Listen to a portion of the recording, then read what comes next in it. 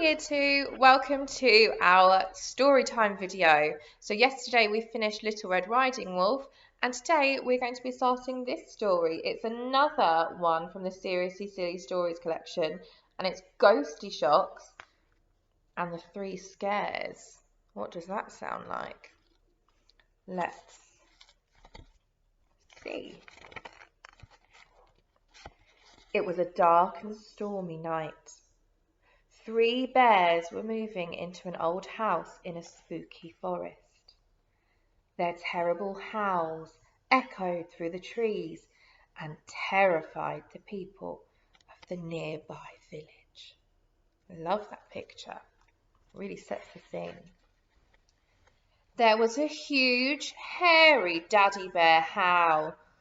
Woohoo! A middle-sized mummy bear howl. Yoo-hoo! And a terrible, teeny-weeny baby bear howl. Whee! The more the villagers heard, the more nervous they became. A story went around that their new neighbours were vampire bears. I can't bear that howling. Great sharp teeth they have, fangs for the warning. There's some puns in there if you know what they are. The people of the village refused to go near the forest and visitors would find them pale and trembling. Aren't you going to shake hands? They're already shaking, thank you. He's trembling. There was one girl who was more afraid than anyone. The slightest squeak made her jump. Even the tiniest spider made her scream. When anyone asked her name, she would reply, "It's Glenda Gobstopper? No, Good King Wenceslas? No, Ghostyshocks!" 2 things frightened Ghostyshocks more than anything else in the world. The first was the dark, dangerous forest, and the second was vampire bears. Now, Ghostyshocks lived with her poor old granny, and they were terribly poor. Granny often suggested that Ghostyshocks should try to earn some money, but Ghostyshocks was far too nervous to get a job. "Can you do a little babysitting, dear?" her granny would ask. "But, Granny, I might meet the 3 baboons, baby dear." "No, 3 blind mice, dear." "No, the 3 bears."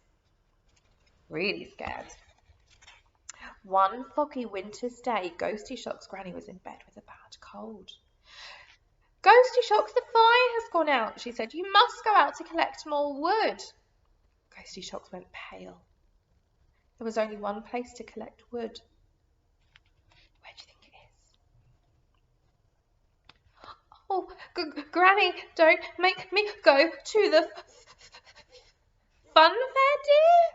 "No, the fish finger factory, dear."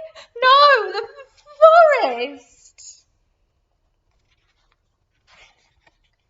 "I'm sorry, Ghostyshocks," said her granny, "but you're a big girl now, and the house is cold."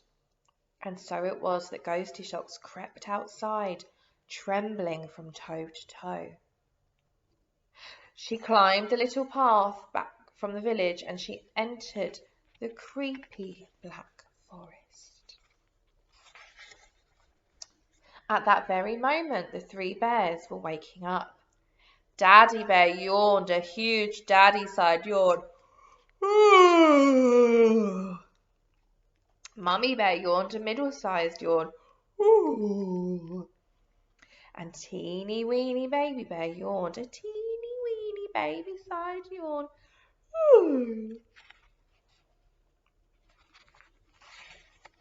Down in the village, every door and window banged shut. Deep in the forest, poor Ghostyshocks huddled beneath a blueberry bush. Whatever was that terrible howling? It was the beginning of a bellyache? No, the big breakfast show? No, the bears! She's so scared. Inside their new house, the three bears got dressed and went downstairs.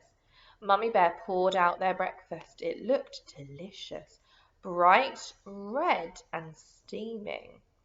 A big red bowlful for Daddy Bear, a middle-sized red bowlful for Mummy Bear, and a teeny weeny red bowlful for Baby Bear. But oh dear, their breakfast was far too hot. Daddy Bear burnt his tongue and howled a huge Daddy Bear howl. Ooh! Mummy Bear burnt her tongue and howled a middle-sized howl. Ooh! And teeny Baby Bear burnt his tongue and howled a teeny weeny baby-sized howl. Ooh! And then how they've all burnt their tongues. Down in the village, everyone crawled under their tables and beds and hugged each other in fear. Deep, deep in the darkest part of the dark and dangerous forest, Ghostyshocks was as jittery as a jellyfish. She ran off the path and hid in the undergrowth.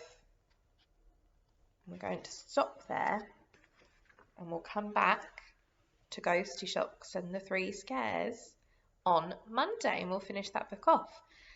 I hope you have a lovely weekend.